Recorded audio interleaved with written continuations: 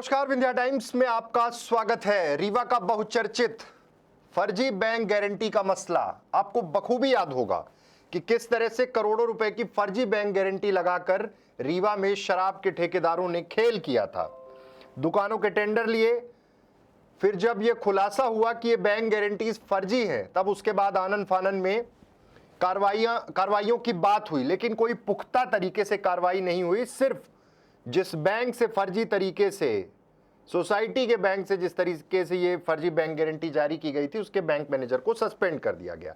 EOW ने case दर्ज कर लिया। विभाग ने, आबकारी विभाग की भूमिका शुरू से ही संदिग्ध रही और ये जो 11 करोड़ रुपए से अधिक का मामला था, फर्जी बैंक गारंटी जो लगाई गई थी, इसको लेकर यह हुआ था कि अब कोर्स ऑफ एक्शन होगा, आबकारी इस पे कार्रवाई करेगा। लेकिन जब खुद आबकारी के ही अधिकारी इसकी जद में आ रहे थे तो खाना पूर्ति हो गई। लेकिन बात यहां पर नहीं खत्म हुई।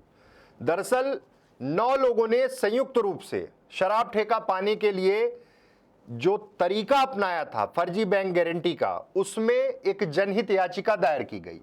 जबलपुर हाईकोर्ट में वरिष्ठ अधिवक्ता अमित सिंह, जनहित याचिका दायर की गई और आरोप लगाया गया कि शराब ठेका मामले में जिला सहकारी केंद्रीय बैंक मोरबा सिंगरौली द्वारा फर्जी तरीके से परफॉर्मेंस गारंटी दी गई है। इस मामले में शिकायत के बावजूद कोई कार्रवाई नहीं हो रही थी और अब जिस तरीके से हाईकोर्ट ने इस पूरे मसले पर नोटिस जारी किया है, तमाम उन अधिकारियों को नोटिस जारी किया गया है जो इस मामले से जुड़े हुए हैं।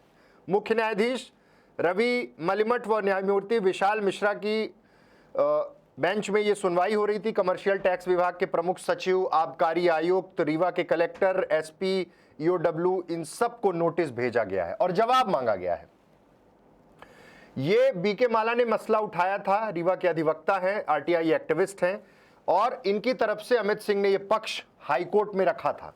उन्होंने दलील दी कि 9 लोगों ने रीवा में एक प्रॉपर तरीके से प्लान आउट किया और संयुक्त शराब ठेका पाने जिला सहकारी केंद्रीय बैंक मोरबा सिंगरौली से अधिकारियों से मिली भगत कर फर्जी परफॉर्मेंस गारंटी बिना मार्जिन जमा किए हुए 15 करोड़ रुपए प्राप्त कर लिए थे।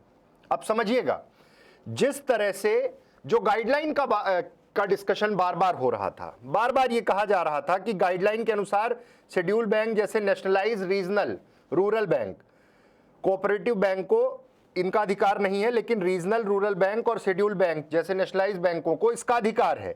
लेकिन कोऑपरेटिव बैंक को इसका अधिकार नहीं है और कोऑपरेटिव बैंक से ही ये बैंक गारंटी, परफॉर्मेंस गारंटी फर्जी तरीके से बनवाई गई। अब जब इस पूरे मसले में सीधे तौर पे एक नई चीज निकल के आ रही है कि ये जो पैसा इस पूरे खेल में, या फिर सीधे तौर पे कहा जाए कि अब जब SP, EOW, SP, Rewa collector, आबकारी आयुक्त, सबको जब नोटिस जारी हुआ है और ये माना जा रहा है कि राजस्व की हानि भी है और विभाग यानी कि आबकारी विभाग की बिना मिली भगत के ये कैसे संभव हुआ और कार्रवाई के नाम पर जो कमेटियां बनाई गई, जो जांच की गई, वो सिर्फ दिखावे के लिए थी। 15 करोड़ तक का मामला था और बार बार ये कोशिश की जा रही थी कि आबकारी विभाग के कई अधिकारी इसकी जद में आ रहे थे, लेकिन किसी भी तरह से इस मैटर को शांत करने की कोशिश की गई। लेकिन जब जनहित याचिका हाईकोर्ट पहुंची तो हाईकोर्ट ने संज्ञान ले लिया कि जब नियम में कोऑपरेटिव बैंक है ही नहीं तो आपने कैसे ये परफॉर्मेंस गारंटी जारी कर दी, और आबकारी विभाग ने इस दिशा में कोई संज्ञान क्यों नहीं लिया, इस पर कोई एक्शन क्यों नहीं लिया। यानी कि ये पूरा मसला, जब अधिवक्ता अमित सिंह जबलपुर हाईकोर्ट में इस पूरे मसले पर बहस कर रहे थे तो उन्होंने साफ तौर पे कहा कि ये केस सीधे तौर पे मनी लॉन्ड्रिंग से भी जुड़ रहा है, सीधे सीधे मनी लॉन्ड्रिंग हुई है। और अब जब नोटिस जारी हुआ है तो फिर से हड़कंप मचा हुआ है। वो तमाम 9 जो ठेकेदार थे जिन्होंने पूरी तरह से चीजें बनाई थी और कोशिश की थी कि सीधे सीधे सबके साथ मिलकर, यानी आबकारी की भी भूमिका इसमें संदिग्ध लग रही थी, आबकारी विभाग की। और अब जब नोटिस जारी हुआ है तो एक बात साफ हो गई है कि सीधे तौर पर अगर ये बचने की कोशिश थी या कवायद थी कि इस पूरे मसले में बच निकलेंगे, तो अब ऐसा लग नहीं रहा है। क्योंकि पहले जब ये मसला उठा तब ये बात बार बार निकल के सामने आ रही थी कि इस पे कार्रवाई नहीं हो पाएगी, और कार्रवाई नहीं भी होती ये भी कहा जा रहा, लेकिन जब अब हाई कोर्ट ने इस पर एक्शन लिया है, नोटिस जारी किया है, अधिवक्ता अमित सिंह ने इस पूरे मसले को लेकर जब हाई कोर्ट में बहस की तो तमाम पक्ष रखे और कहा कि जिन्हें अधिकार ही नहीं, जिन बैंकों को, उनकी वहां से कैसे ये फर्जी बैंक गारंटी हो गई और विभाग क्यों चुप रहा, यानी सबकी मिली भगत। लेकिन अब इस मामले में जल्द ही बड़े फैसले आ सकते हैं। नोटिस का जवाब आबकारी विभाग क्या देगा?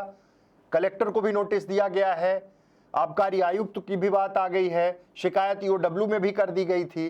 तो अब सबको जवाब देना है और इस जवाब के बाद देखना है कि अगला कदम हाई कोर्ट का क्या होता है। लेकिन फिलहाल फर्जी बैंक गारंटी का मामला जो लगातार चर्चा में रहा, रीवा में मोरबा से ये फर्जी बैंक गारंटी ली गई थी और जिस बैंक से फर्जी बैंक गारंटी ली गई थी वहां बार बार ये आरोप लग रहे थे कि उन्हें अधिकार ही नहीं, लेकिन उसके बावजूद ये गारंटी, फर्जी बैंक गारंटी का खेल हुआ।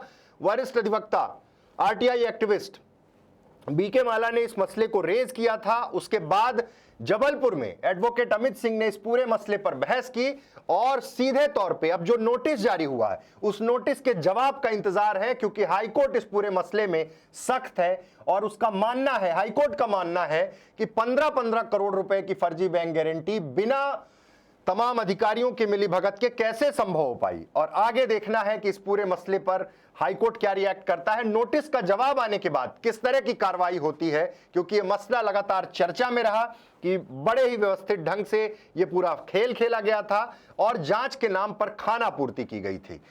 ऐसी तमाम अपडेट के लिए बने रहिए विंध्या टाइम्स के साथ। बहुत बहुत धन्यवाद।